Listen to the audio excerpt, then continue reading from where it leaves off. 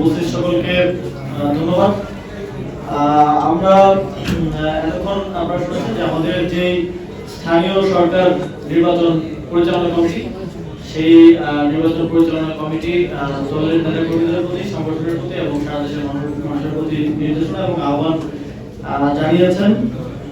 আমরা সমসাময়িক বিষয়ের মধ্যে আমরা দেখেছি যে খুব তড়িঘড়ি করে ৬টি সিটি কর্পোরেশনের প্রশাসক নিয়োগ দেওয়া হয়েছে। আমরা যদি একটু প্রেক্ষাপটটা বলি, এই ধরনের নিয়োগ দেওয়ার কোনো বিধিবিধান গণঅভ্যুত্থানের পূর্বে ছিল না।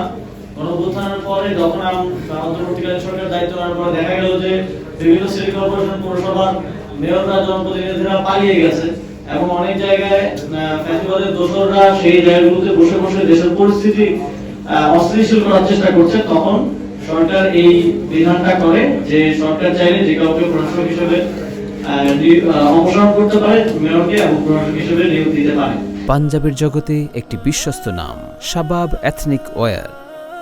কিন্তু অন্তর্বর্তীকালীন সরকার সঙ্গত কারণেই এই আইন থাকা সত্ত্বেও তার কিন্তু ব্যবহার করা হয়নি। শুধুমাত্র এক জায়গায় সেটা ব্যবহৃত হয়েছে, আর কোথাও সেটা ব্যবহৃত হয়নি। সঙ্গত কারণেই আমরা গণতন্ত্রকে মূল্যায়ন করতে চেয়েছিলাম এবং সেখান থেকে স্থানীয় সরকার নির্বাচন দেওয়ার এক ধরনের সদিচ্ছা থাকলেও রাজনৈতিক নানা ধরনের বাস্তবতা আপনারা জানেন সেটা দেওয়া সম্ভব হয়নি।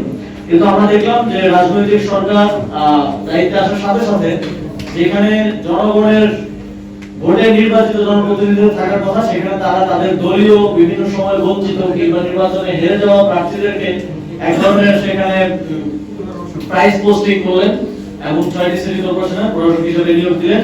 আমরা মনে করি এটা এই যে নতুন বাংলাদেশের কথা আমরা সবসময় বলি, তার সেখানে গণতন্ত্রের জন্য হুমকি স্বরূপ।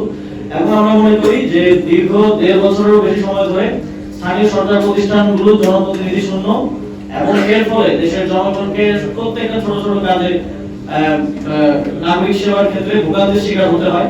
সেই বিবেচনায় খুব দ্রুত সময়ের মধ্যে স্থানীয় সরকার নির্বাচন আয়োজন করা প্রয়োজন এবং এই বিষয়ে সরকারের পক্ষ থেকে কোনো স্পষ্ট বক্তব্য আমরা দীর্ঘজনকভাবে পাইনি। আমরা আশা করি যে তারা খুব দ্রুত সময়ের মধ্যে টাইমলাইনটা আমাদেরকে দিবে, দেশের জনগণকে দিবে যে কোন কোন সময়ের মধ্যে, যেহেতু কয়েকটি ধাপে স্থানীয় সরকার নির্বাচন হয়, সিটি কর্পোরেশন, পৌরসভা, জেলা, উপজেলা, ইউনিয়ন পরিষদ, এই পুরো টাইমলাইনটা, রূপরেখাটা আমরা দাবি করছি।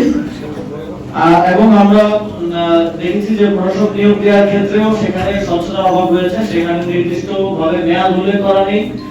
সেখানে প্রজ্ঞাপনটি দেখে মনে হচ্ছে যে আমৃত্যু হয়তো তার প্রশাসক থাকবেন, এইভাবেই সেখানে লেখা আছে। অথচ সরকারের যে কোনো চুক্তিভিত্তিক নিয়োগের ক্ষেত্রে কিন্তু সময় সীমাটা উল্লেখ করা গুরুত্বপূর্ণ। ৬ মাস, ১ বছর, ২ বছর, স্বাভাবিকভাবে আমরা এই প্রক্রিয়াটি দেখে থাকি সরকারের চুক্তিভিত্তিক নিয়োগগুলো হয়ে থাকে।